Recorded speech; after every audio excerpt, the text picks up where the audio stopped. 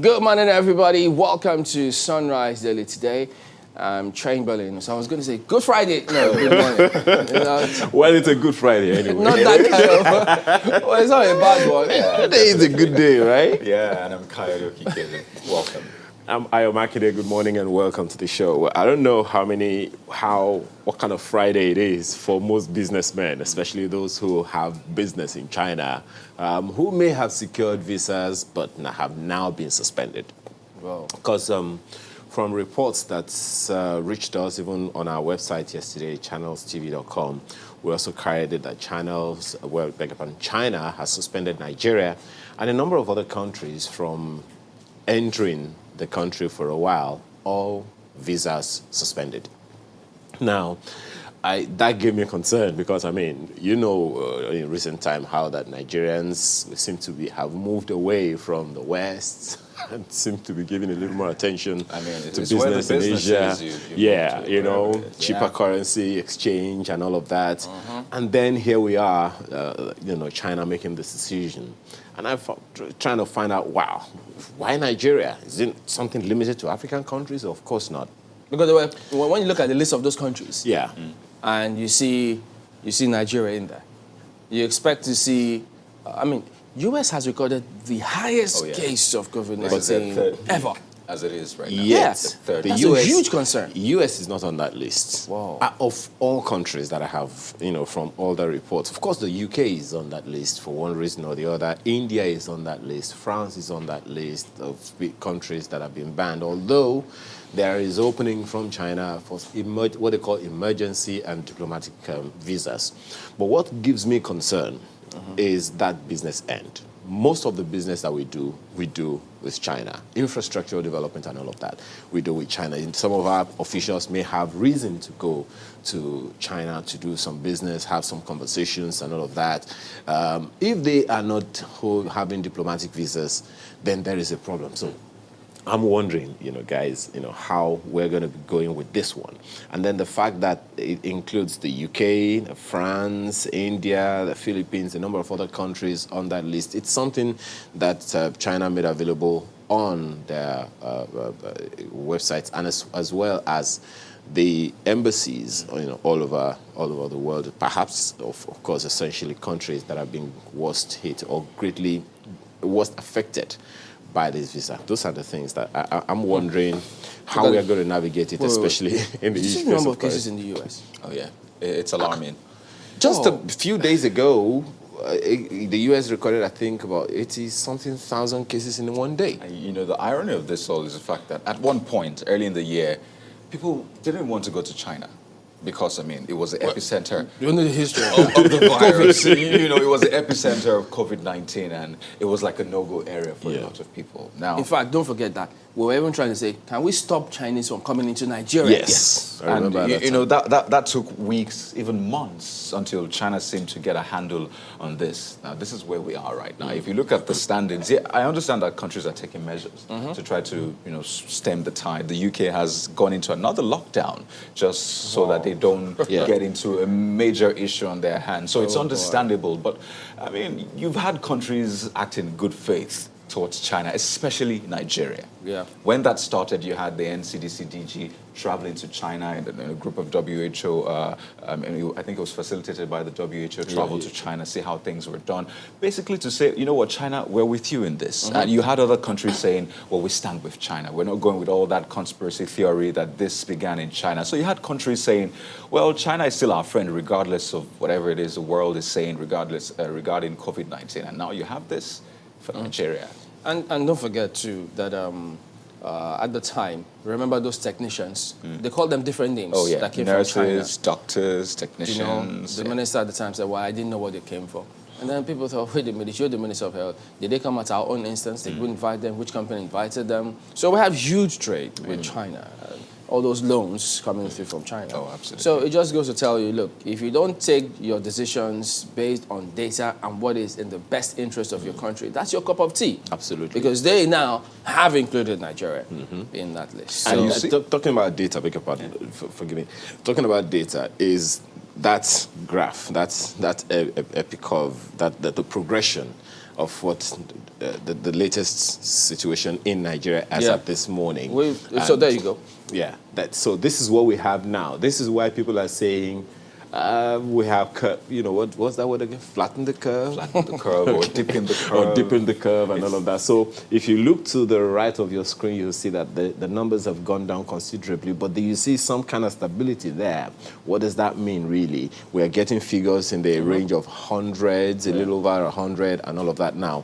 In China, one of the most protected regions in China now have begun to have increasing cases. Perhaps that's one of the reasons that the government of China is saying, wait a minute, let's be able to control what we have. They have had resurgences a number of times as well. But don't forget, you have to do tests, COVID-19 tests before you travel abroad.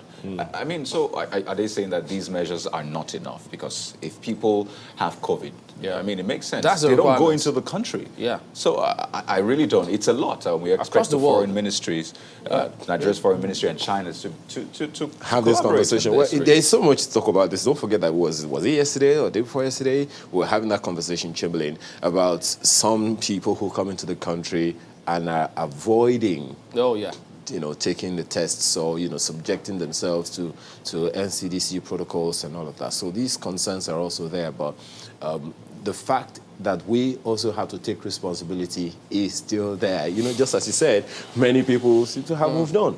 No, but maybe some of the backstory to some of this is, remember that comment credited to the president where he said, look, our economy is so fragile, may not be strong enough to survive a second lockdown, a second wave. European countries are facing similar thing now. So look, all the conspiracy theories notwithstanding. So the way it is now, if that's the body language, if I could use the word, coming through from the president, even though the PTF task force think otherwise, they think, look, if we don't handle things properly, we just may not get it right. So additional figures coming through from there. I think so far we have over 63,508 cases. Guess what? China has over 86,000 cases. So there you go. So, and then unfortunately, look, it's not good to lose any life, but we have got 1,155 deaths recorded compared to several other countries. So could it be some solid design to say, look, you have to ensure that your mindset is different from you saying you may not be willing to go into a second wave, as opposed to leave your options open. Yeah, and I think this should be targeted at countries. It should be specific. Nigeria said, we're going to ensure that people who don't take these tests are fined or whatever, not people from these countries. So it should be targeted at people who probably don't take the tests, or the tests are not, valid in some sense, not countries. I don't think that's a good way to. Well, just as you said, maybe there's a need to have those diplomatic meetings and see what exactly the issues are. This is the current case that we have now. It seems to, if you ask me, I would say it seems to be increasing a little and gives me a little bit of concern. Some days ago we had just 111 or 100 and something, 111 or 117,000 cases. Another time, days after that, we had 137 cases. Now we're getting to 180 new cases. And the complaint is still there from the NCDC as to whether or not states are conducting enough tests. And then there are even people talking about whether or not, shouldn't we also, when are we going to stop using face masks? Make no mistake, really. There are a lot of people that aren't on the same wavelength.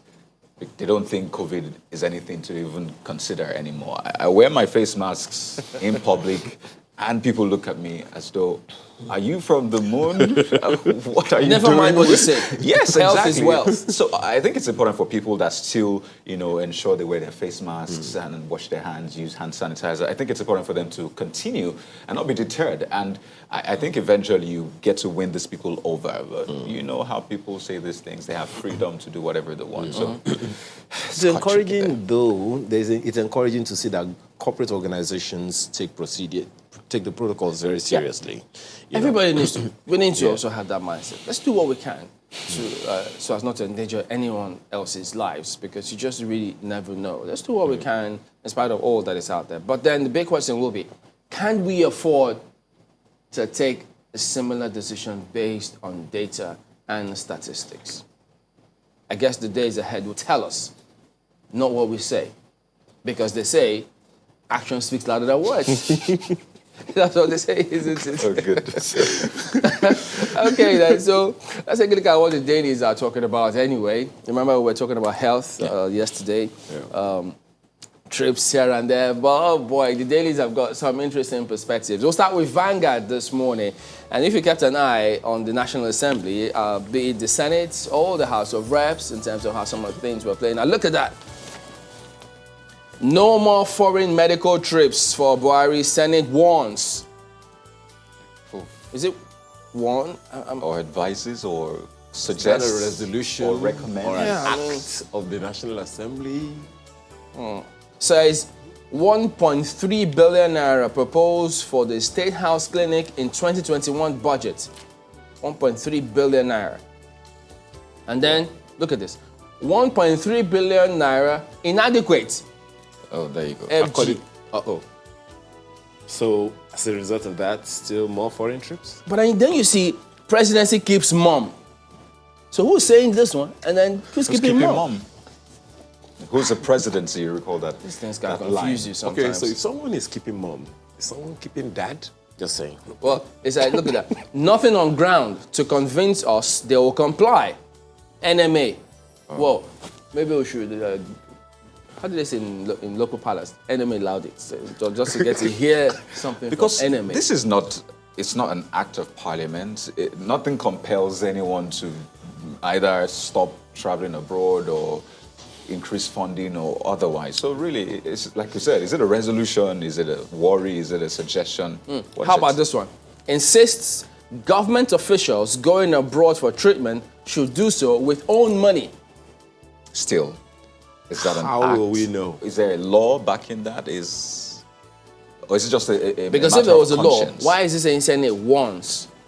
So is it a definite decision, or they're cautioning, or they're saying this is what we'll do in the days ahead? Exactly. Or is someone flying a kite that, look, let's make a law in that regard? So let's put the conversation out there. Let's see what kind of response we'll get and where we'll move from here. So maybe the people should tell us. Oh, yes. Tell us what you think. Oh, yeah. I don't want to second guess anybody, you know. Our handle is at Sunrise Daily now on Twitter. So just let us know what you think. Put a question in there for them. Oh, yes. So let's see what they think of that.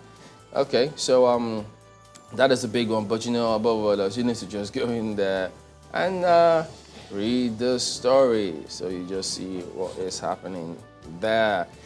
And then I'm trying to see which other big ones right there. Yes, they're still talking about all of those issues there, but look at what is on the back page. Vanguard Sports 2021 AFCON qualifier, Omero out. Ouch. So that's me adding that one. So it's just a mirror out that you find, unfortunately, but hopefully we should have talents who could step in and fill his shoes. Like, I mean, when you guys lost Van Dijk, you know, some people stepped up and filled in those shoes. So Who lost Van Dijk? They know themselves. The people know themselves. So is it from Rivers Did we State? say more? Is it from River State or Akwa Ibom? No, Well, the middle belt. The one from Rivers State says Rivers United, Lobby Stars, Open Governor Wike Cup. Oh, there you go. So that's Rivers State. That's the one from Rivers State, which you were, in case that's what you're asking. Well, that's Vanguard this morning. Well, The Guardian also leads with that story. Senate queries Aso Villa over medical bills abroad. Lawmakers asks officials to ensure president uses official clinics. So that's another way to coin it. Ask. So, I mean, telling them that this is a way to go. NMA opposes restriction, says choice is personal. And then when you bring in the conversation of, is it government money that is being used, then you still say it's personal. A lot of things really surrounding this one, but it starts on the front page and continues on page 6. Like we said, it's something we'd like to hear your thoughts on. So keep it locked on our handle right here. And right under that story, you see this one that might interest a lot of people. Biden presidency may review visa ban. Yeah. World's biggest democracy suffers setback. Democrats support Nigeria's WTO bid. So amidst the whole elections and, you know, the knife edge and the thin margin, you see that countries are looking to see what this will mean for them. So does this mean that visa ban will be reviewed? the term there is may review visa ban. So it's not definitive as it is right now. But that story continues on page 6. Still don't know how that will swing, but as you'd expect, a lot of people are quite sure which way it will go. So we'll keep our eyes on that election, see what it means for Nigeria. That's The Guardian for you this morning. The Nigerian Tribune is interested in something different, slightly different this morning. 9.8 million people in FCT, 16 states, suffering from hunger. That's according to the FAO. 13.9 million projected to go hungry in 2021. That's according to the Nigerian Tribune, the front page. The story points us to page 2. Wait a minute. 13.9 million people projected to go hungry. Well, maybe extreme. Perhaps this is talking about extreme hunger, because I mean, with some 102 or thereabout million people said to be in extreme poverty according to the World Poverty Clock, most certainly these figures. You know what the images are flashes right now is. So if those are the projections. And then you remember the images you saw in different parts of the country about those who went in seeking, all of those palliatives that have been stashed in those areas. Now, you would have thought that perhaps we're at our lowest. And then you see more figures, more projections. And then what about previous government plans in terms of what they've done? Does that then suggest that I think Cardi's question this morning is juxtaposing these figures on the front page of the Nigerian Tribune with the extreme poverty figure of the World Poverty Clock. So if we look at that, are we saying that it's just these 13.9 million people that are likely to go hungry in the year ahead? Because it's just about, we have 9.8 million according to the FAO. So that's just about 10% of the extreme poverty figures. So maybe then there are questions about, what are the parameters that determine who an extremely poor person is. But you know what they say, hunger is big deal. Hunger is big deal. So we should just gloss over these things. Just gloss over the figures, how did we arrive at them? Those are big questions. But the truth is, some of these things are real, and people are out there that are hungry. And these are figures that I don't think government should just gloss over and say, okay, this is just one of those figures. It is something that is of concern, as we have cited this morning. Those people who went about looking for palliatives, kept here and there, those are definitely clear figures, clear indices, and this figure, in a way, points there as well. Well, right above the nameplate, Biden closer to victory as Trump mounts legal challenges. I saw a story this morning that says that, I think a court in Michigan threw out President Trump's bid for a recount of the case.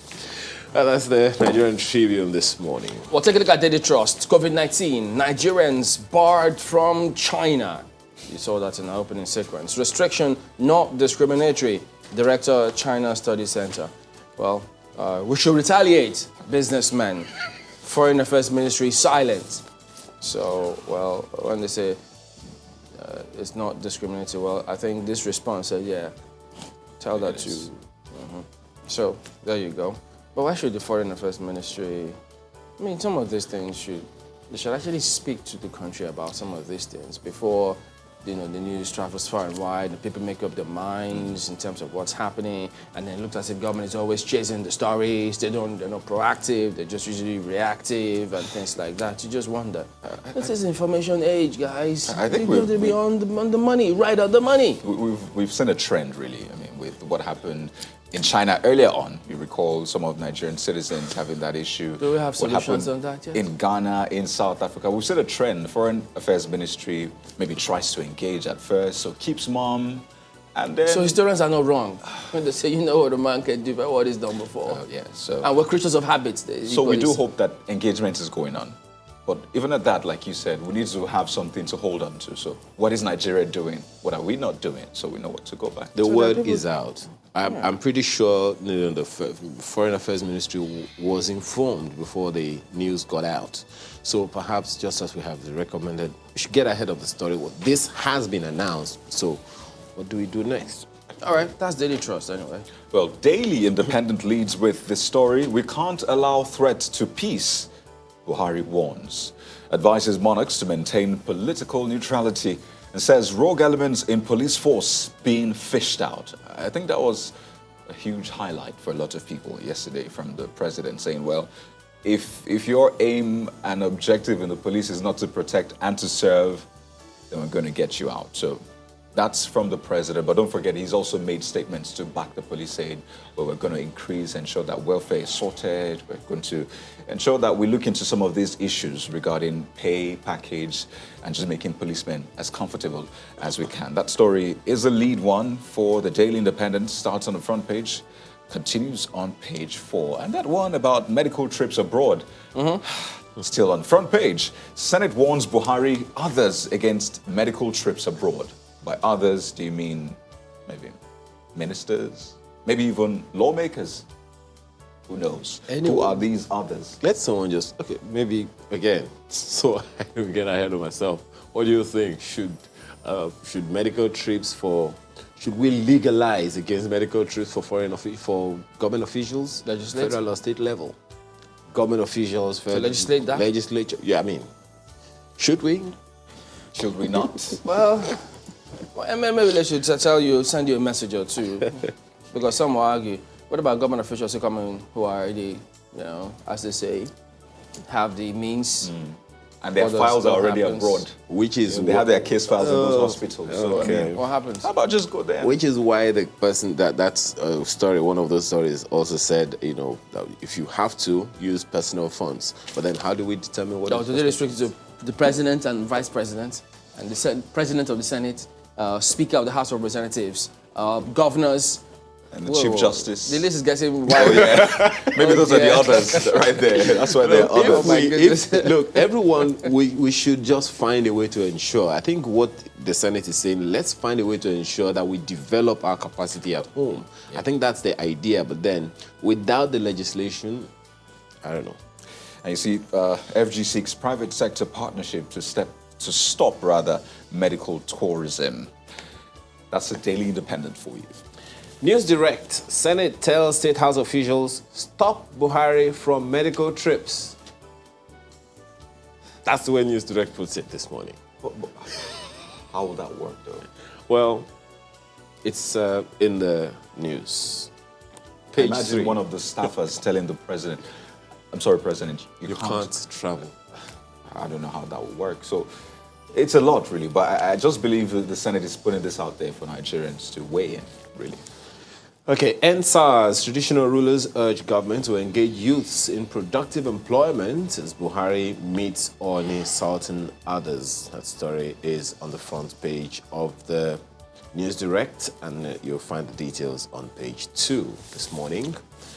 That's News Direct. All right, quick look at Daily Times this morning. EFCC asks court. Daily Times next now, because I think they're kind of different from the previous ones you go. So EFCC asks court to inspect $9.7 billion recovered from NNPC's ex-boss Yakubu. So, lots of money, right? And then, I'm sorry, $9.7 billion. $9.7 billion recovered from NNPC's ex-boss Yakubu. It's not Naira, it's dollars. I thought I wasn't seeing properly. If you had this, you'd be one of the top richest. Oh, well. In Africa. It's not just going to be That's if you had $9.7 billion. Then I'll be saying you make a list, you make the Forbes list, maybe. I won't start with saying Good Friday. I will start differently. Or if you had, I mean, if someone had. You'll probably even give CNN a run for its money, right? Well, I don't know about that, but look at all of these other stories right there, so you can equally go ahead and check them out. But then, don't forget, go ahead and let us know what you think about some of those issues that you might have heard us read this morning while going through the dailies. Well, that is it. We'll look at some of the dailies here today. We will be back in a moment. Stay with us.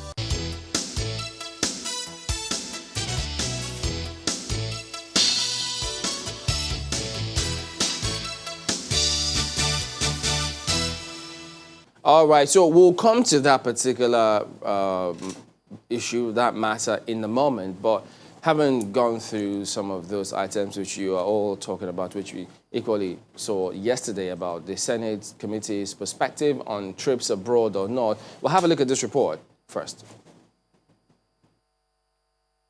I'm highly disappointed because the hospital is not living up to standard that we can say this hospital belongs to our president of this nation. If you staffs don't see the importance of improving that hospital, that clinic,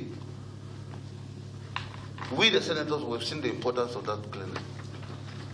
On no account should anybody in the presidency, either the family or the president himself, should feel sick, will start running, looking for how our president should be flight out without having an immediate attention in Nigeria.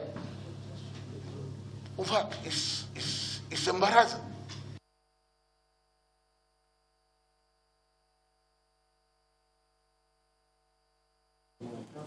All right, so we do have the president of the Nigerian Medical Association, Professor Innocent Uja, joining us on the line to give us his perspective of what he thinks about this medical trips, Senate committee's perspective, and who knows what you think. Good morning, sir. Thank you for joining us today. So having seen this or read this perspective from the Senate committee about presidential trips during this defense, what's your impression about how we should be approaching this matter? Thank you very much and good morning. What the Senate is saying is not good to anybody. The Nigerian Medical Association has said that we should improve our health facilities so that the high-profile government officials should access the facilities in Nigeria. What we need to know is that nobody can be prevented from accessing health anywhere in the world, but it should not be at government expense. I think that is the most important thing. The second is that they've talked about fund for the State House Clinic. That money has not been released. And we're saying that the State House Clinic is not what the president should be attended to. Where the president should be attended to. And therefore, it is only when the place is upgraded, facilities are available, human capacity development is improved, equipment is bought and installed and functional, that we can clearly make that statement. And it's not only for the president, it's for all of them, including the senators and members of the House of Representatives. So, by and large, what the Senate is saying, in my opinion, is purely political. It has no force of law. If they want it to have force of law, they should enact it in the Constitution, amend the Constitution, and make it a law. Because, in my opinion, this is purely political. So, does that mean, are you in support of that statement if it is backed by law, as you said? Well, yes, if it is passed into law, the statement is passed into law, then that will be operational. Because making a statement like that has no force of law. We have, Nigerian Medical Association has said before, that the hospitals in Nigeria should be upgraded to a level that anybody can access it, including Mr. President. But the way it is, in a very deplorable situation, I think it will be unwise to say that people should not access facilities in other places. What we are saying is that if you're going for such services, you'll be at your own expenses. That is what we are saying.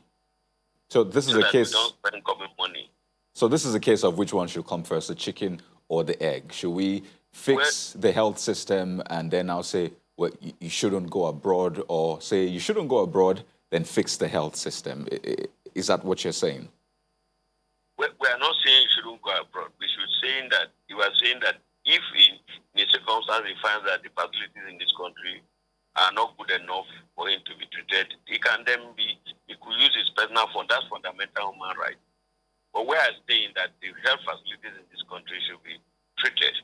In an emergency situation, you cannot prevent anybody from going anywhere. What we are saying is that if anybody should go out, for anybody to go out, a medical board should assess the person and find that the facilities in Nigeria are not good enough for them to be treated before they can go abroad, but not just hop into the next flight and start going to test for malaria or to check for blood pressure. But the president must have the best, and I believe that if they equip the State House Clinic to the level, to the standard, which should be, I believe that the president should then assess that facility. But as long as it's in that deplorable form where we were told one time that even paracetamol or syringes are not available, I don't think that is correct to say that the president should stay in that place. And in fact, any other Nigerian, for that matter, we believe that we should have the best for our people. So what I'm saying is that the statement from the Senate is purely political. There's no force of law. If they want it to have a force of law, then they should make it, put it in the Constitution, amend the Constitution. In that case, there will be a refocus of Nigerian leaders to improve the health facilities in this country so that we all use the services of the hospitals and health facilities we have in this country, not just the facilities, but even manpower development, capacity development of doctors and nurses. In that case, we will be upgraded to access to provide service for our people. Well, speaking broadly, Prof, would you say then that, I don't know, what do you think of all of the reactions that have come as a result of the pronouncement of the chairman of PTF COVID-19 that he didn't know that the facilities we had, you know, our medical or health facilities were that bad?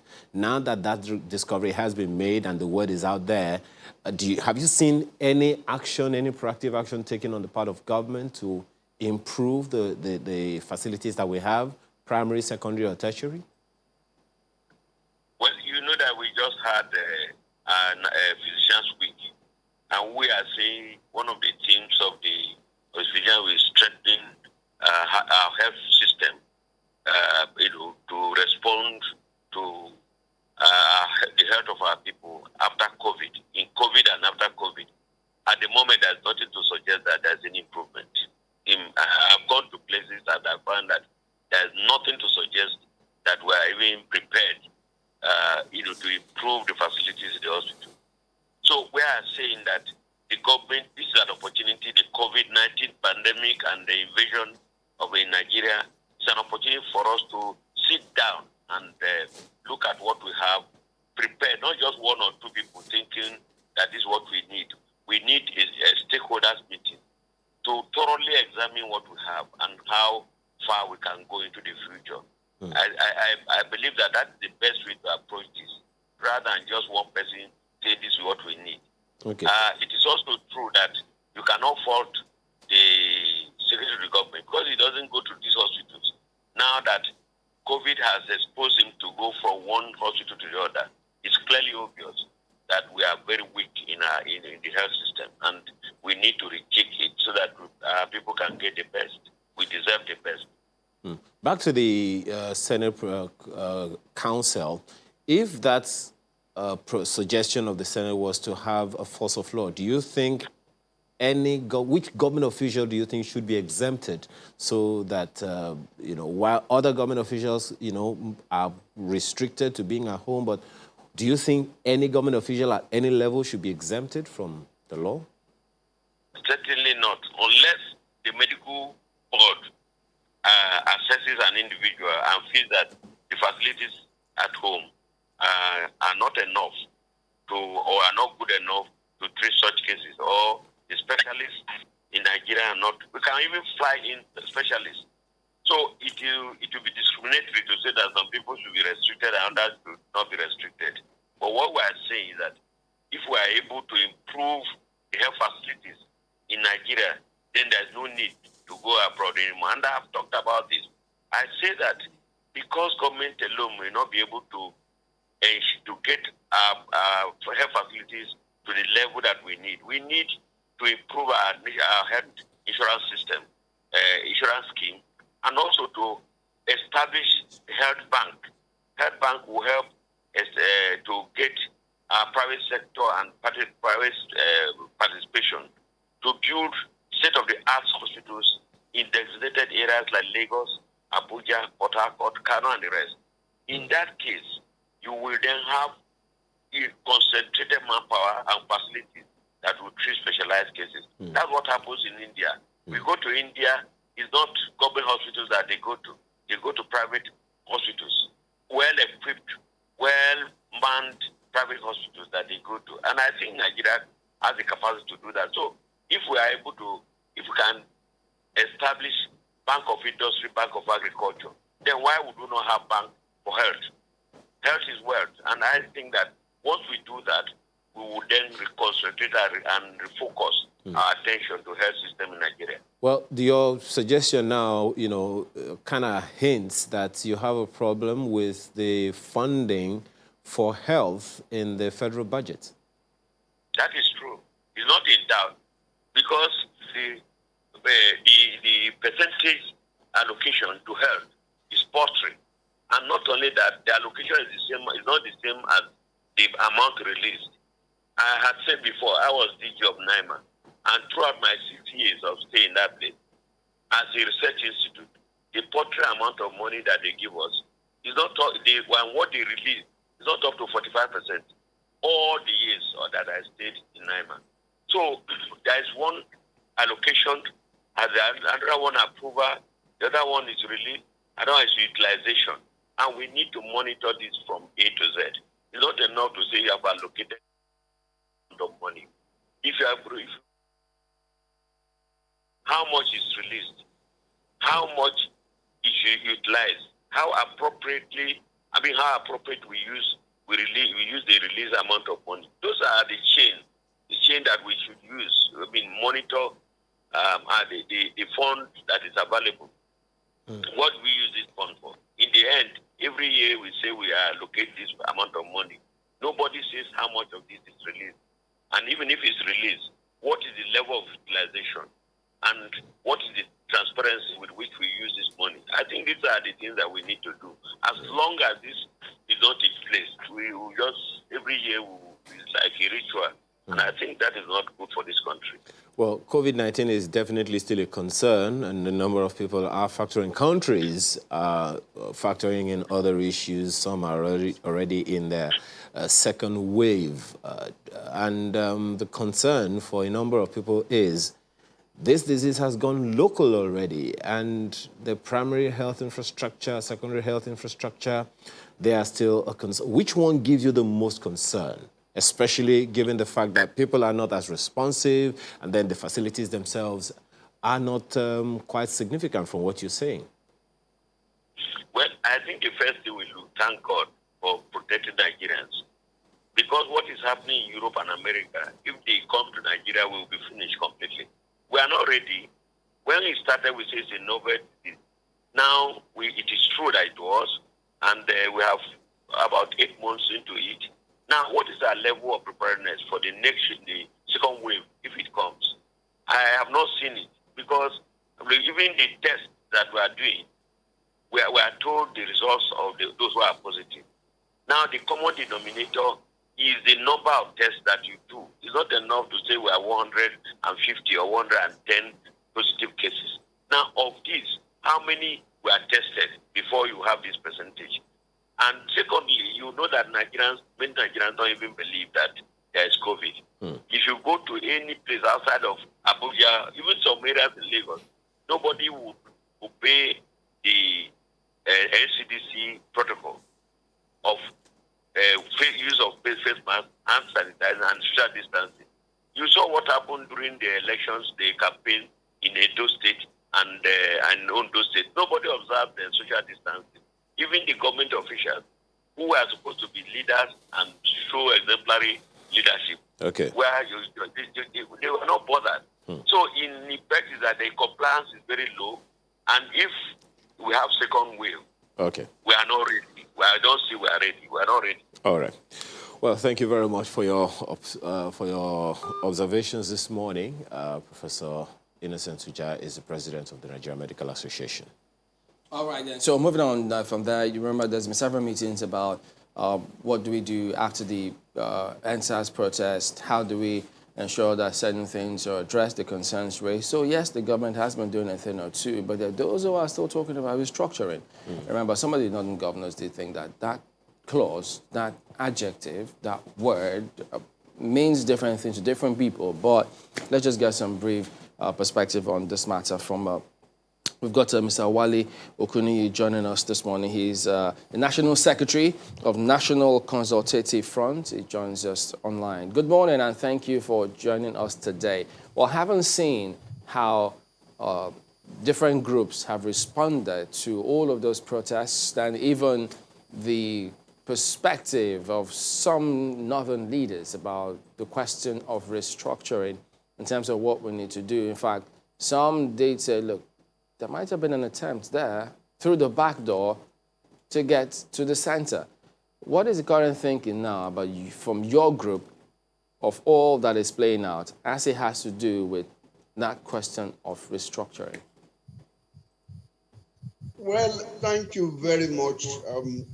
From all indications, it is getting crystal clear that you may have to do something about the togetherness of the Nigerian Union. I mean, nothing seemed to be working. And to that extent, you have had what we call very unfortunate unproductivity of the country, in spite of its huge, or what I call humongous resources, national resources, natural resources. Therefore, from the last intervention of the youth, you can see that what the Nigerian people are saying is that we need to reset the place. When you say end police brutality, the police is not just isolated. The police is located and situated within the state apparatus.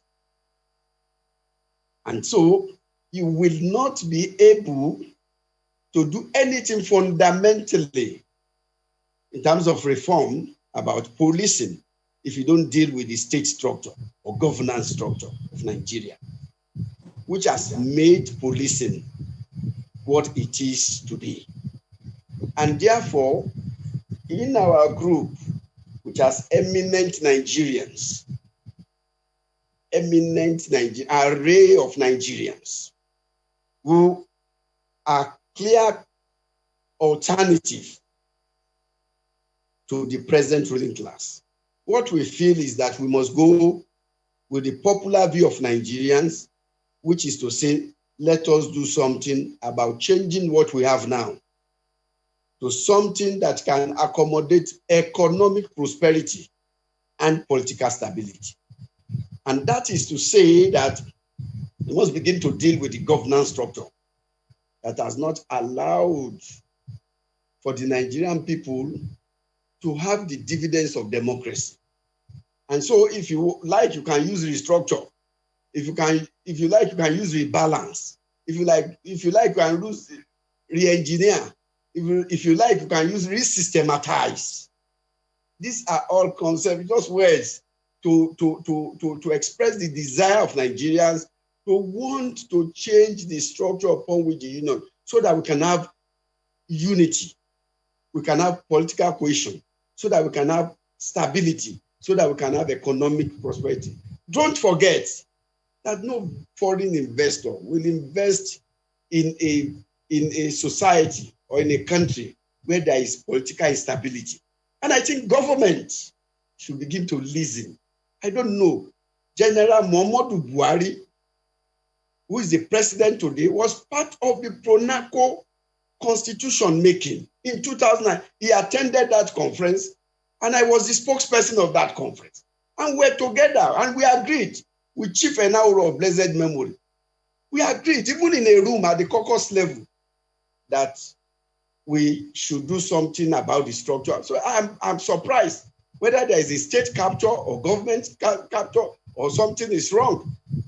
If Muhammadu Buhari is on the seat, and then we have a Nigeria that is so checkered, a history that is so checkered and unstable, something has to be done.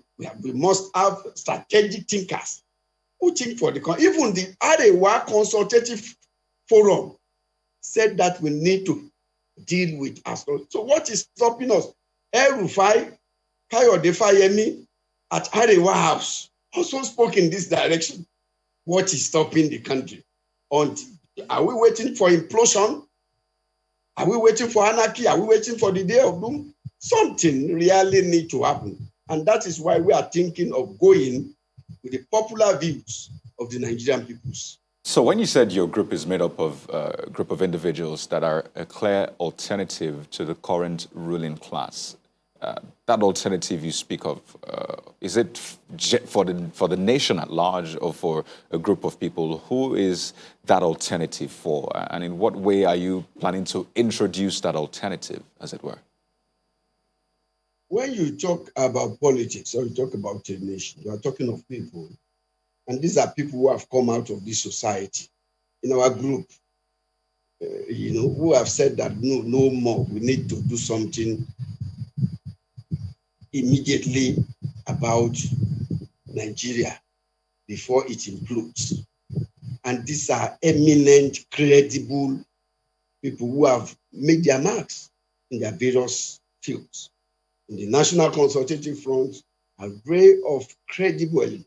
The last time we had the National Summit, if you are privy to watch that proceeding, you will see from elder statesmen, even the wife of Zik, Dr. Nnamdi Azikiwe, was there.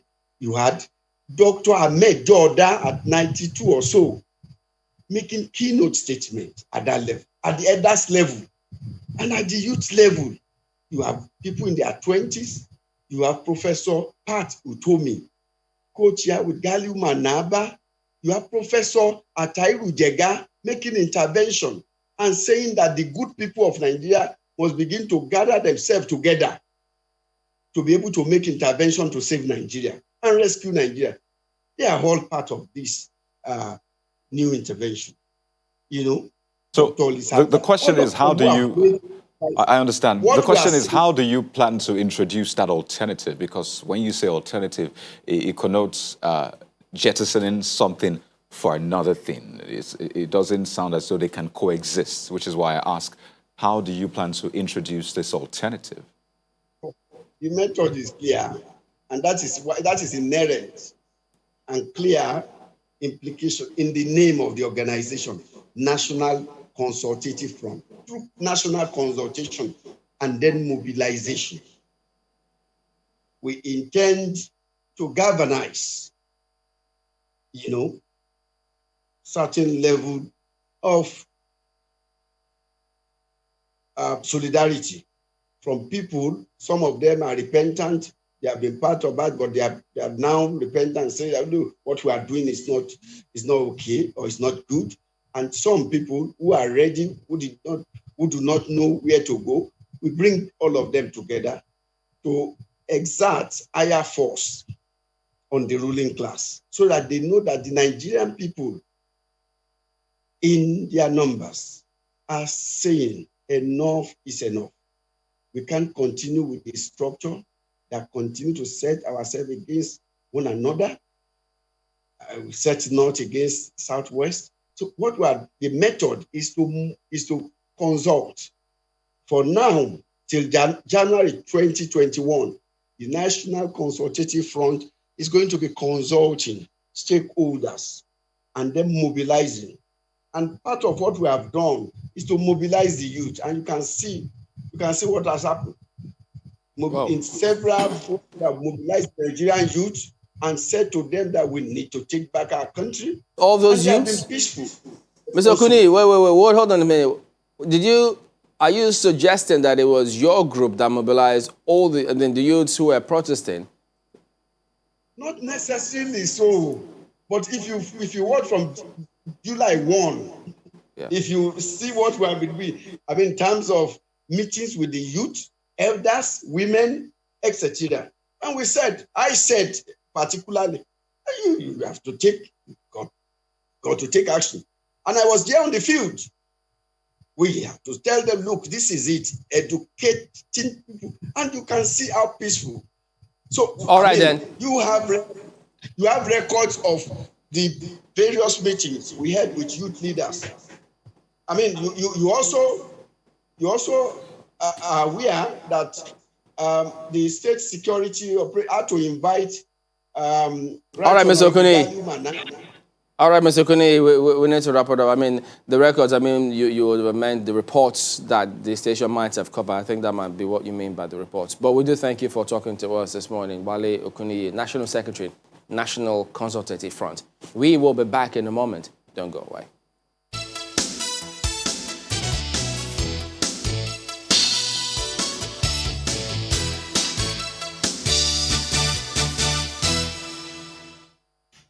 One of the guards,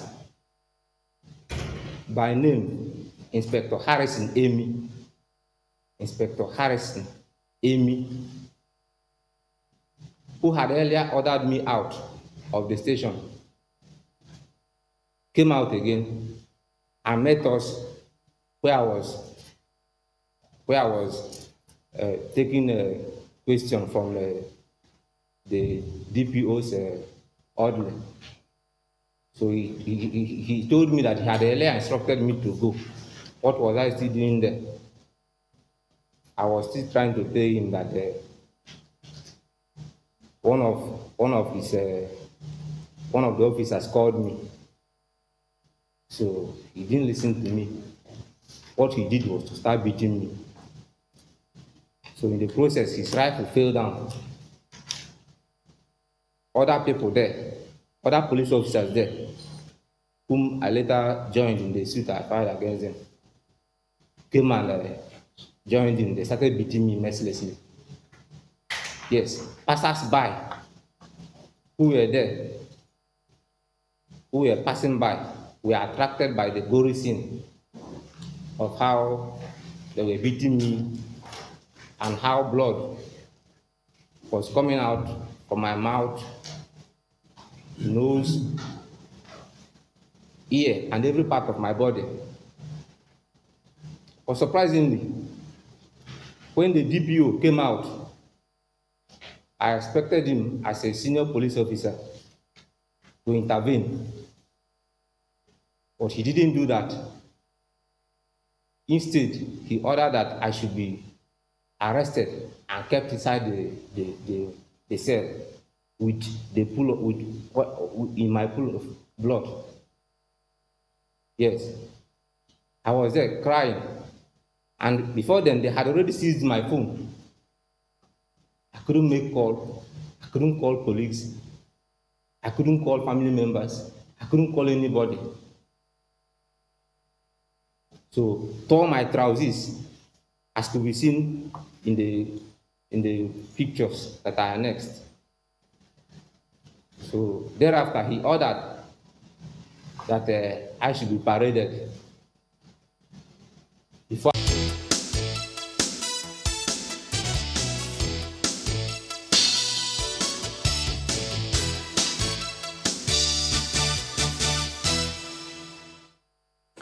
All right, welcome back. Well, Mr. Okuni did suggest, as though he knew where we were heading next, about young people, what they think of all the policies that have been put in place, at least the recent ones, to address some of the concerns that have been raised. What steps should they take moving forward? We have several joining us this morning. Okay, well, yeah, we'll start with them from Abuja. We've got Oladotun Hassan, who is the president, Yoruba Council of Youths Worldwide, as you see from Abuja studio. We also have Khalid Sanusi Kani, who is the coordinator, Coalition of Kano Youths, and also Movement for SARS Reformation. Then we've got Ifeanyi Okoye, who is the president, Youths for Change Initiative, joining us in Lagos. Gentlemen, good morning, and thank you all for joining us today on the program. Well, as you all may have seen and heard, having seen the protests about police brutality, after which SARS was, scrapped, and then you've got SWAT, the presidency have taken some steps, announcing those measures to ensure that they attend to some of the issues that have been raised by those protesters, and the country, northern leaders recently responded and the responses keep going on. The Ministry of Youth was seen the other day defending budgets in the National Assembly, where they did ask him to include some of those things in the budget. So we'll get perspectives of these gentlemen who have joined us. Let's start from Abuja. Oladosun Hassan, well, in context of all that you have seen and heard, what impressions do you have about the steps being taken to address those issues raised? Well, one must admit that the country is really at a crossroad of quagmire in terms of where we are at the moment, because in view of the NSAS protest and the aftermath, one will admit that there have not been that constructive engagement via dialogue. It's mere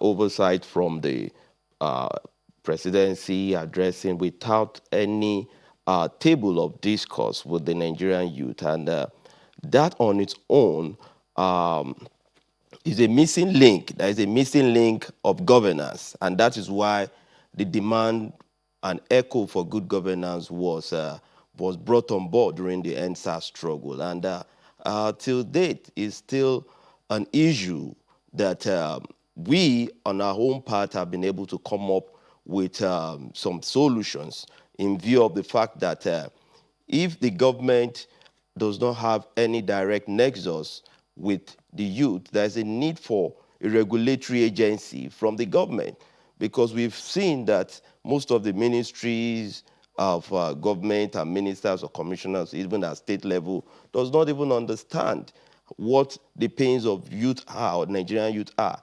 And that's why we propose to the government that there is a need to come up with the National Youth Development Commission.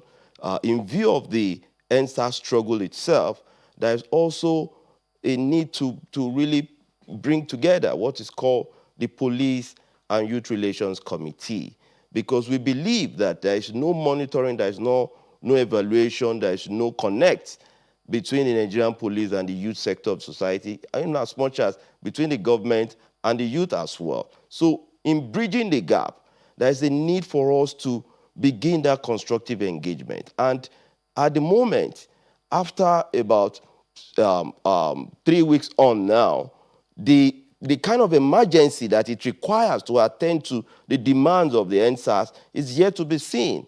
So what we are trying to hold on to now is that for the fact that the government is yielding by answering to the call of reviews and SWAT from NSAS to SWAT and police reformation, these are mere governance responsibility. This is their duty. This is their constitutional duty. We're only trying to call their attention to it. But what we need more is that in as much as the damages, we condemn the aftermath, the crisis that brewed aftermath of the NSAS. But in as much it's more of a lesson for us to learn that the kind of engagement that we need now is from the down, from the local government to the state level, to the regional, to the national. And these are issues that have always been raised at the confab and every other dialogue that we've expressed as far as the nation is concerned. But the implementation have not been seen. If only confab report was given an attention by this present administration, maybe by not dumping it on the archives, Nigeria would have moved from where we are during the last administration of the Jonathan era to another level. It is just for us to grow our democracy. So it is very important to call government attention that there is a need for us to discuss the constitutionality of our nation. And to getting involved in this, the law and the review system must also be all encompassing. So Mr. Hassan, reality just a moment. Is that the just government Mr. Hassan. is yet to... Right. Let's get Mr. Khalid Kani's opinion on this. We'll come back to some of the recommendations you're putting up, but just so we can widen this conversation, Mr. Khalid Kani joins us from our Kano studio this morning. Now, Mr. Hassan, says so far there hasn't been enough dialogue.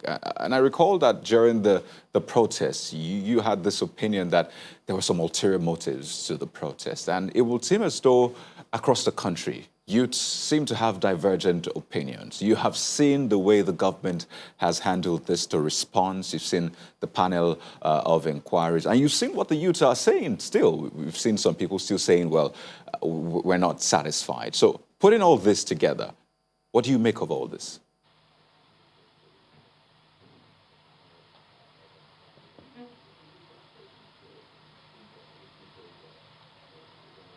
Okay. First of all, thank you very much.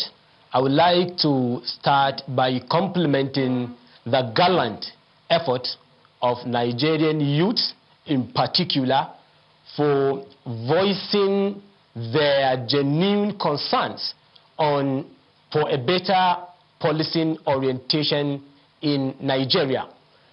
So, as you know, our opinion is to reform the SARS, not to end it. This is because we have constituted or we form a committee before we hold on to such opinion for supporting SWAT campaign. The reason is that, you know, before conducting any form of protest, you need to maybe engage yourself into an in-depth analysis and scrutinizing on what you are going to pursue on. If that is the case, that's why we say ending SARS is not the solution, but reforming SARS is the solution. This is simply because if you say we should end the SARS in the country without looking at the problem that is bedeviling the other regions of the country, such as Northeast, Northwest, and North Central, it means all the banditry, the kidnapping, the insurgencies that we are witnessing in northern part of this country, if we are not intensifying the security agencies, so it means we cannot solve the problem. That's why we hold on to that opinion. And again, all the violence that occurred during NSAS process, we have foreseen it coming, because the protest is being supported by some unidentifiable personalities that have hijacked the processes. That's why we said we won't engage into that NSAS protest, but we are going to support the SWAT. That's our opinion. And all right, again, Mr. Khalid, to the, yeah, just to put this in, maybe before you make your next point, if that's where you're going, you might as well just respond to it additionally. But at the moment, doesn't it appear as though you're crying over spilt milk? Because SARS has since been scrapped. Now we've got SWAT, and then we are talking about moving forward. So let's see. Okay, well, so at the moment, SARS is history. So shouldn't we be dwelling on steps that are being taken to move forward now? Yes, exactly. We are calling on government to work fervently towards fulfilling all the demands of the SARS campaigners, of the NSAS campaign, because without fulfilling their promises, definitely there might be a second wave of the SARS protest on the streets of Nigerians, which is not which is quite unfortunate. We don't want that to happen again in the country. So we are calling on federal government to engage those that are saying SARS should be ended, to be to participate in such kind of committees in order to bring them on board, to feel sense of belonging in solving such kind of problems. And again, federal government should provide employment to Nigerian youth. And also, the problem of ASU strike have contributed immensely towards making NSAS protest to be more successful. Because you know, as it is, an idle mind is a devil workshop. Students are not doing anything at home, so that's why they joined the protest, like maybe for the whole day. But had it been they are in, like maybe in school, definitely, even if you are optimistic or you have the enthusiasm of participating into such kind of protest, it should be in an intermittent pattern, because you can't spend all the 24 hours. So we are calling the federal government to maybe solve all the problems that might cause such kind of things to happen again in the country. Well, Mr. Ifeanyi Okoye also joins us in this conversation this morning. He's president of Youths for Change Initiative. Thanks for joining us, Mr. Okoye. Yeah, well, a number of things that you have heard so far. There is the for, there is the against, and all coming from the same youths. It perhaps also raises that question a number of people have raised, which is the fact that maybe the youths themselves are not as united as they appear to have been during the protests. Yeah, thank you very much. For the first time in the history of Nigeria, ever since 1960, I felt very happy, believing that definitely this is the change we asked for. Because over time, some people said the NSAS has a political undertone or religious or ethnicity, but that isn't true. It was as a result of, though we called for NSAS, but it was as a result of pent-up anger in the system that has failed the youth to provide the basic necessities. And most people believed that the NSAS protest is not necessary, that we should call for reformation of SARS. But I can tell you that same reformation took place to 2017, 2018, 2019, and this is 2020 again. So the scrapping of SARS and bringing of SWAT is a welcome development. But in as much as we have SWAT now, we should not end there, because they need retraining, they need to be accountable to the people, they need to be engaged, because SARS is just an acronym of, I don't want to use the word failed leadership, or because some people don't want to hear that, but that is the truth. Because the last speaker said government should create jobs for people. Government can't create jobs. What we need is a conducive environment for businesses to thrive. Because a lot of young people are frustrated with the system. You imagine somebody out of school, no job. At the end of the day, you call them hoodlums. I believe we are still far from making a point. Because the government, as it stands now, though I commend them for setting up panels in each state, but how transparent are those panels? Those are questions we ask ourselves. There are youth representatives on those panels. Even though they are youth representatives, it is not enough for we to believe that there is transparency. Because some of the panel, the allegations coming up from different quarters, that even some panel you get 2 or 3 people of police brutality. Where are the others? As against the protests, what we heard before the protest? Is it that they are afraid to come up? Well, I recall that the NHRC panel said they got about 150 petitions. I mean, that's more than 2 or 3, don't you think? You are very right, but how many have showed up? That is the question. Because recently, some people call the panel in Lagos a palliative panel. How do you mean? They have been economical with the truth or fact before it. All right. Okay. Well, Mr. Hassan, I recall that earlier you talked about dialogue, and for a lot of people, and I'm sure you've probably followed this conversation, a lot of people were asking, so who do we dialogue with? Who's the leader in court? That has been a bone of contention. So who should represent the youth? Now, this is for Mr. Hassan in our Abuja studio, pardon me. And that has been a major bone of contention. So when you say there hasn't been enough dialogue, and don't forget, even on the panels of inquiries, you have some form of representation. So when you say dialogue, what kind of dialogue do you mean? What more dialogue should take place? Who should represent the youth? Should we still go with the, we don't have any leadership, mantra, or try to get representatives to dialogue on behalf of the youths?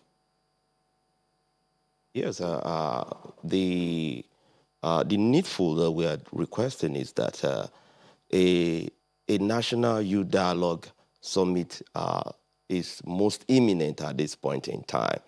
If you're now looking at the structure of youth, we are leaders of regional conclaves. We also have student leadership. We have various youth organization leadership. It's very important. You know, government can devise a method of just involving at least 10 youth per region to represent the various sector of their various states, from the religious point, from the youth, from the ethnic point, from the student point. We have leadership. So in aggregating all this, there is no gainsay because of the way and manner some of the protesters, which we all acknowledge then, claiming no leadership. We faulted that opinion because there was leadership amongst them, maybe during the entire process, in managing the crisis and the protest itself. But in view of that, that is one of the losses of the EndSARS struggle. As far as we are concerned, we are pushing to the government. We are leaders. Definitely, government can call on our views. We have already proposed to the government that, okay, it's high time the government come up with a national youth right bill. We cannot continue to discuss policies without having legislative backing. At least you mentioned maybe during your conversation that Mr. President should not travel for medical trips without legislative backing. Nigeria cannot continue to run on cosmetic policy plan. It's high time that they engage. Now that we are there, I'm the Secretary General of Nigerian Ethnic Nationalities Youth Leaders Forum, also the chairman of the Coalition of Southern Group. We have the Coalition of Northern Group. These are groups that have been in existence in view of what the nation is passing through. So what we actually want is that these engagements will lead us into discussing our constitutionalism as a nation. We cannot continue to believe that the way the demand for police reformation will end with the formation of SWAT. No, it's not just specializing a unit in the entire policing system. But if we go further in ensuring that we have state policing system, whereby the funding, regulatory, and administration of our policing structure will be properly administered. So therefore, there will always be that constructive engagement between the community and the police, so that what we are currently passing through, we ought to be have left this position many years back. But in as much as we are here to tell ourselves the truth, and also in view of the panels, there is also a need for access to justice. It is very important that these panels are just in one location per state. There is a need for us to spread that panel concurrently in all the 774 local governments. So therefore, there are immediate issues within every locality. We are talking about police brutality. It's not just police brutality. We have to also look at men in uniform. All these are issues. Even beyond that, there are other issues. Just one moment, Mr. Hassan. Those issues that you have raised are valid. But just one moment, because we need to begin to wind down now. Mr. Sanusi Kani, let me ask you, there are a number of things that you raised as well that we can't explore all here. But there is something that is clear from the conversations that we have had so far. There are so many youth groups spread all over the 36 states and several local government areas in Nigeria. By way of solution, some people feel that maybe it's about time the youth groups began to form coalitions so that they can have one voice, part of the solutions that some people have recommended. What do you think of that? Okay, so this is a very good, important initiative, I think, because you know, we do have National Youth Council of Nigeria, NYCN. It's a registered organization with the Federal Ministry of Youth and Sport Development. And also, we have a registered youth organization, Nigerian Youth Parliament. They are also maybe discussing and voicing out the youth opinion all over the country. And all these organizations, ranging from NYCN to Nigerian Youth Parliament, they do have an organogram from national to state level to senatorial district and also to local government level. If local government level will work hand in hand with National Youth Council of Nigeria and the Nigerian Youth Parliament at local government level in making decision of youth and other things, and also at the state level, if the Ministry of Youth of each and every state will work hand in hand with Nigerian Youth Parliament and National Youth Council, I believe they will be solving numerous problems for the benefit of youth and the entire general public. And also at national level, just one moment, because we really need to begin to wind down now. But well, that opinion is valuable. Let me take it to Mr. Okoye now. Well, so that is that suggestion on the one hand, the NYCM and the rest of them. But so many youths say they're not even aware that there is such a thing as National Youth Council Movement of Nigeria. And as a part of a solution, bringing this all up to a head, when and how do you think youths can begin to be heard and taken seriously? I think at this point in time, the youth need to form a synergy and a quorum. Like Khalid said, from your local level, which is the local government, to the state, the senatorial, and the federal level, because there is need for more organization and synergy by young people in their demand or in their quest for good governance or whatever we decide to go about. Because by just antagonizing without a proper structure or organization, I think the purpose or the main goal will be defeated. Well, there are so many number of other things to look at as far as this is concerned, but we'll take a short break now. When we return, we'll take your final comments, and then we'll be calling it today. Please stay with us.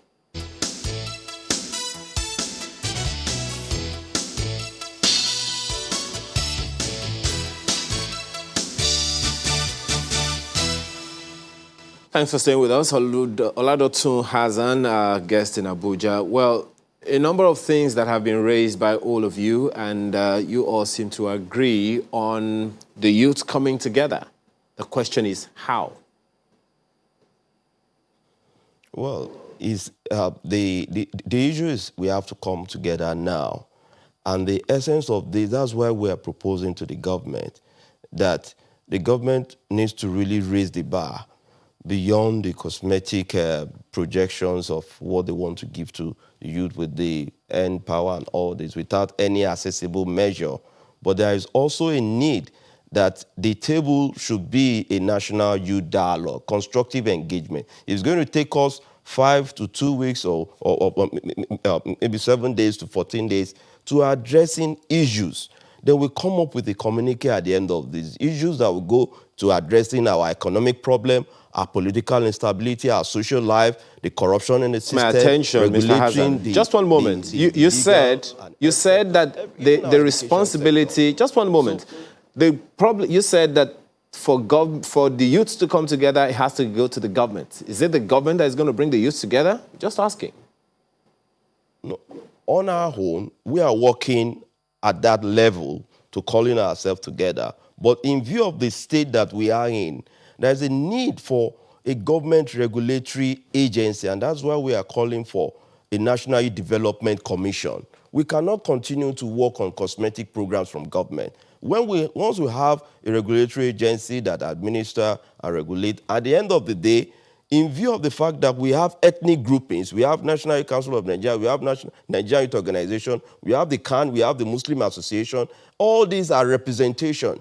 If we come together at once to discuss our national issues beyond us being on the street, we cannot always address our issues via protest. Yes, we've done protests. There is a limit to everything. Let us now come to the table on our own. From the Yoruba Council of Youth, we are already working on a date, and that is 18th of December, to call for a dialogue here in the capital city. We are already working towards that, creating that table already, because if we keep waiting for government to come and give us a directive, we will not get there. So I was at a conference yesterday, even where the Council of Traditional Affairs are also meeting. We've given them our own proposals to. All these have been communicated to various interests. But right, Mr. we Hassan, want to inform the government through this means that, in view of the program the government is coming up with at the moment, let them come up with something meaningful. Yes, the government has proposed 75 billion naira intervention fund. It's not enough. If Lagos State governor needs 1 trillion naira to repair the damages, how much trillion do we need to now repair the lives of our youth? 6 trillion naira is not enough regionally to create constructive economic zones. Yeah, it is expected that in rebuilding Lagos, for example, Mr. Hassan, if you can hear me, it is expected that in rebuilding Lagos with that amount, of course, it should create jobs that youths can get employed in, and of course, that should help to an extent. But of course, that point is taken. Let's go to Kano. Mr. Kani, it's hard to separate young people and social media. In fact, some of them see social media as the venue, the table to voice their opinions. And just recently, you must have heard about that resolution from the Northern Governors Forum meeting, which called for censorship and strong control of social media, just to put it in those terms. It's been quite a tricky term, a tricky path to follow. But regarding social media, young people, and this call to maybe censor, control social media, do you think that's the right move forward? Yes, exactly. It is a right movement, but you know, if it is sincerely and purely come up. You know, we are using social media to voice out our grievances and opinion to those that are holding political offices. But you know, if they are going to come up with any legislation that will jeopardize the rights of patriotic Nigerians from voicing out their grievances on social media, this is totally condemnable opinion, because they are trying to cripple the democracy that our founding fathers have built for a long period of time in the country. Our opinion is that censoring or maybe censorship of maybe social media is very important with the rise of fake news that we are witnessing today. But if they are going to politicize the system, that is the point of correction, and that is where we are going to reject the bill vehemently without supporting them. That is our opinion. Okay. Well, Mr. Okoye, what are your thoughts on this? I mean, he says that if it will be politicized, then it's a no-go area. But the question is, how do you follow that process to ensure that the I's are dotted appropriately, the T's are crossed appropriately, such that the young people have access to free speech? Well, I don't know more on the issue. It will be a difficult one, censoring the social media, because the Nigerian government as a whole, on the present government as at today, rode on the back of the social media as at 2015 to come to power. So in entirety, I condemn both the censoring and the regulation of the social media. This is not what we need at this time, because we should be talking of making the youth more engaged. The social media has been a parliament where issues are discussed that borders the youth.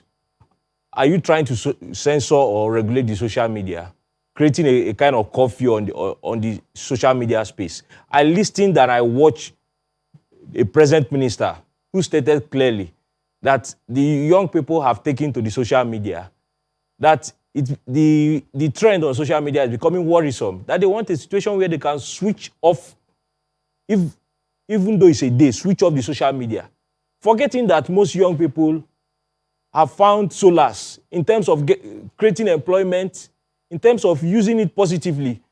When the news does not favor a particular group of people or the government, they call it fake news. But if it's in their favor, they see it as norm. beyond the regulation or censorship of social media, I believe it has a political undertone. We should look beyond this. For a whole 19 northern state governor converging in Kaduna, Arewa House, and their point of discussion was just the social media. They didn't talk of the insecurity or empowering their people positively. Actually, there actually is fake news. So no, I didn't say there is no fake news. Okay, I didn't say there is no fake news. Yeah, but the northern leaders also spoke about other matters other than social media. So they spoke about several things. They rejected and condemned the subversive actions of the NSAS protest. They called on traditional rulers who they expect to be given formal roles in governance architecture of the country. They also commended the National Assembly for trying to do something about that. So there were several other issues, but we do get your point. So in conclusion, as we wind down on this one, Mr. Hassan, just briefly, as brief as possible, what is your own perspective on the social media question? Well, I believe there is a need for regulatory standard in any society to thrive. Even if it is not useful to us now, it will be useful to our generation, our own children's generation. There is a need to really look at the cyber law in view of the fact that a lot is going on. We have what is called sedition in law. We have what is statement that could really trigger crisis, needed to be cautioned and needed to be curtailed. If there is no limitation to our for us to have regulatory laws and standards, it will become our own albatross in the future. So, in view of the fact that I will commend my brother in Kano, that accept the fact that if it is not to be politicized or to weaken our voices or weaken our pride as Nigerian youth, definitely we will all encourage the regulation of not specifically gagging us with view or maybe gagging our views, but let there be a truth base from government. Let the government be sincere from its own stable. Whatever government is promising, let it be seen to the latter. So we are encouraging, Mr. President, that there is a need for more engagement from his decks. In as much as he has been addressing us in the recent time, if he has been doing this almost every time without no date. All right, Mr. Hassan. We would have understand more. So we are encouraging that we discuss more in terms of re-engaging ourselves and also to look at the social media. Though it's our platform as youth, is everybody's platform. Okay, we hear you. Oladoto Hassan. All right, then, Oladoto Hassan, Khalid, Sanusi, Kani, and Ifanyo Okoye. Gentlemen, thank you all for joining us today on the program. Well, yes, indeed, there's still a lot of eyes on the U.S. election. Happy for those Nigerians who participated. I mean, people still talking about all of those. So we'll take another look at that now.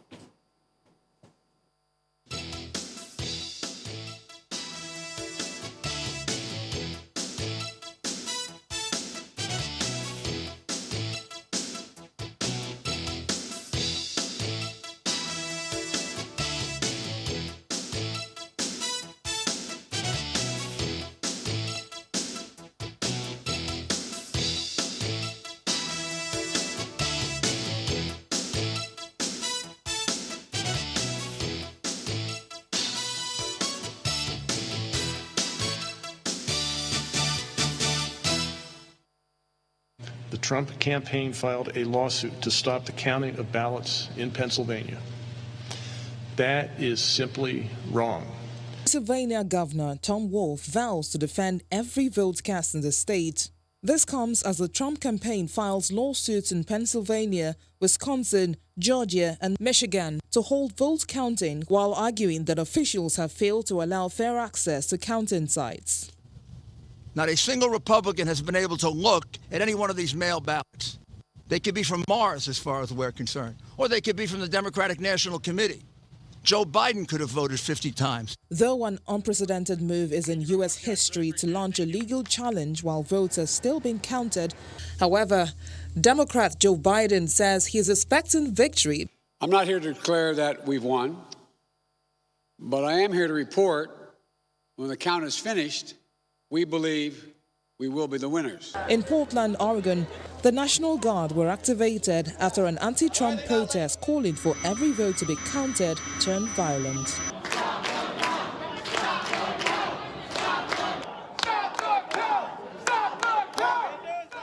In New York, police arrested at least 50 people on Wednesday night following protests earlier in the day.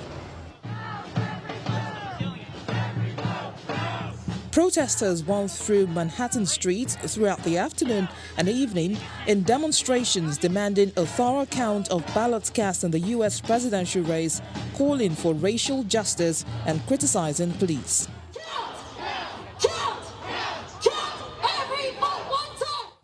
Similar protests were also reported in Minneapolis, Philadelphia, and Chicago. In Detroit, Michigan, pro-Trump supporters gathered outside a vote-counting center, banging on windows and shouting, "Stop the count!" In the meantime, Democratic presidential candidate Joe Biden has the support of 70.5 million voters, the most won by any presidential candidate ever. Mr. Trump has pulled in 67.2 million votes, 4 million more than he gained in 2016. The bitter election race was dominated by the coronavirus pandemic, which hit a new record high of 103,000 daily cases in the U.S. on Wednesday.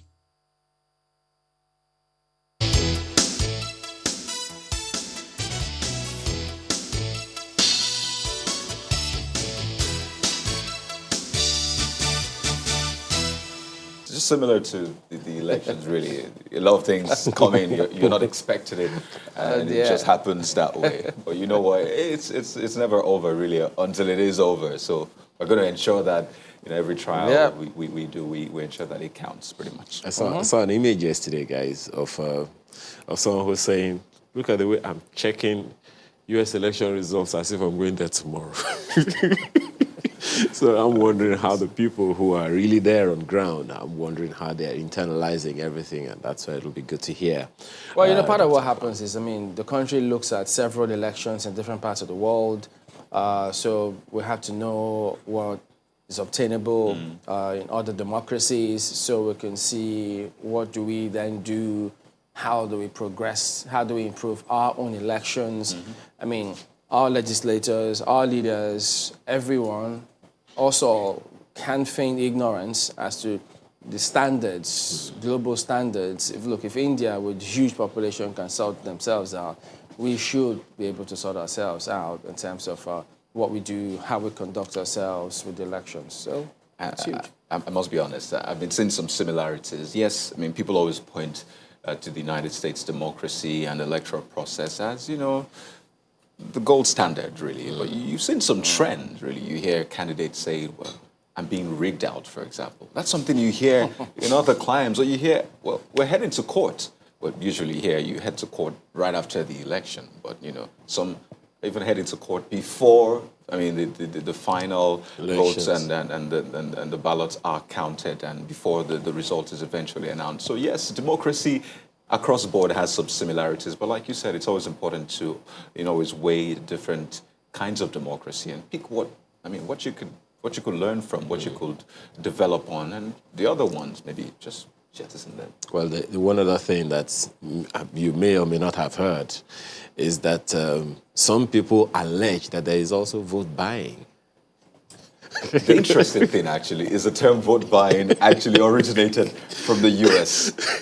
Earlier on in the democratic process. So that term vote buying was something that they had then. In fact, that's why they had to invent some of this, electoral college and some other issues just to try to sort those issues. So when you hear people say that, well, our democracy is still young, it's a 20-year-old democracy, that's what they look at. But let's be fair, you can't be young when others are old. You have to catch up as fast as possible. So, these are some of the issues, and we do hope we can get in touch with Dr. Patience Akpanobong, who's a professor of political science at Arizona State University in Arizona, of course, to get her thoughts, especially because she's a Nigerian who is experiencing American elections. So it'll be great.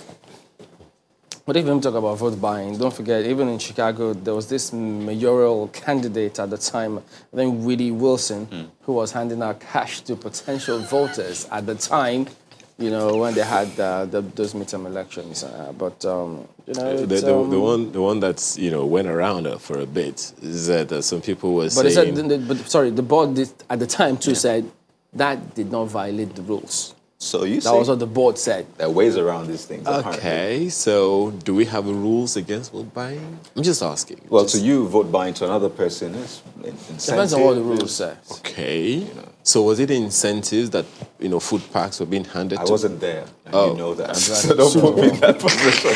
But, you know, take a look at the figures, really.